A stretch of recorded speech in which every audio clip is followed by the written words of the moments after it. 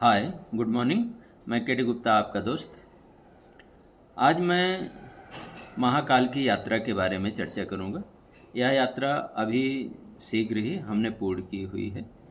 महाकालेश्वर का मंदिर मध्य प्रदेश के उज्जैन में स्थित है, जो भोपाल से लगभग 150 किलोमीटर पड़ता है।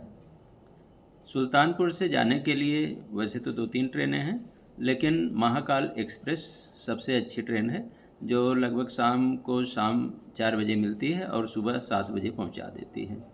इससे पहले कि हम वहां और मंदिर के बारे में चर्चा करें, सबसे पहले हम शंकर भगवान के गुणों के बारे में थोड़ा सा देख लेते हैं, क्योंकि शंकर भगवान की उपासना हमेशा ही फलदायी होती है और भगवान शंकर सभी देवों को देव माने जाते हैं, आदि देव माने जाते हैं।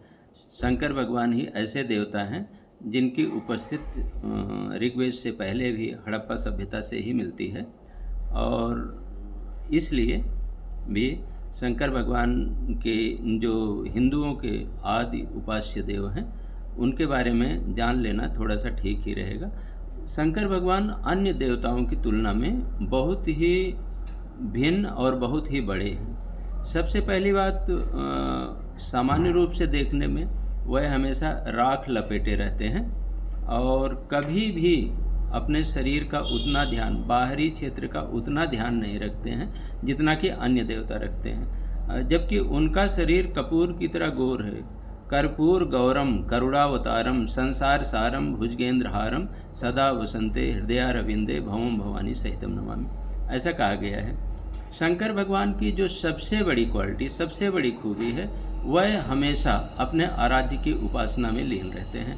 हम जहाँ भी शंकर भगवान का फोटो देखेंगे या ज्योतिर्लिंगों के अलावा जो भी उनका रूप देखेंगे, वह हमेशा अपने उपास्य की उपासना में ही लीन रहते हैं और उनको इतना चाहते हैं कि एक उदाहरण से आप समझ सकते हैं कि जब दुनिया के कल्याण के लिए, देवताओं के कल्याण के लिए उन्हें समुद्र मंथन के बाद विष पीना पड़ा, तो वह विष पीते समय उनको ध्यान आया कि अगर विष उनके हृदय प्रदेश में चला जाएगा तो वहाँ पर उनके उपास्य की उपस्थिति है, वहाँ पर भगवान का निवास है और उससे भगवान को तकलीफ़ हो सकती है। तो उन्होंने विष को अपने गले में ही रोक लिया। हृदय प्रदेश में ही ईश्वर की उपस्थित होती है। ऐसा गीता में कहा गया है कि अर्जुन, ईश्वर हृदय से स्थित, अध्याय 18 में, तो हृदय प्रदेश में ही भगवान की उपस्थित रहती है। तो सबसे बड़ा गुण जो शंकर भगवान का है, वो इधर उधर की किसी भी काम में नहीं फंसते हैं, वो सिर्फ और सिर्फ अपने आराध्य की उपासना में लीन रहते हैं। यह सबसे बड़ी बात है। दूसरी जो महत्वपूर्ण बात है, वह संहारक हैं। वह समस्त संसार का संहार कर सकते हैं, लेकिन कभी भी इसको वो प्रदर्शित नहीं करते। वह हमेशा भोले बाबा बने रहते हैं। भोले बाबा ऐसे कि भस्मासुर को आशीर्वाद दे दिया कि तुम जिसके सिर पर हाथ रख दोगे वही भस्म हो जाएगा, और वह खुद भोले बाबा को ही भस्म करना चाहने लगा और उनके ही सिर पर हाथ रखने के लिए दौड़ने लगा। तो ऐसे सीधे सज्जन भोले बाबा शंकर भगवान हैं। जो कोई भी उनकी उपासना करता है वह निश्चित ही फलीभूत होता है, निश्चित ही उसका फल प्राप्त करता है। नंबर 3, वो हमेशा अपने परिवार को अपने साथ लेकर चलते हैं और उनका पूरा सम्मान करते हैं। वह हमेशा सांप की माला लपेटे रहते हैं और भस्म लपेटे रहते हैं, लेकिन पार्वती माता को कभी भी इसकी शिकायत नहीं होती है कि शंकर भगवान कभी भी अच्छे रूप में नहीं रहते हैं। वह हमेशा उनके लिए आराध्य बने रहते हैं और माता जी हमेशा ही उनकी पूजा करती रहती हैं।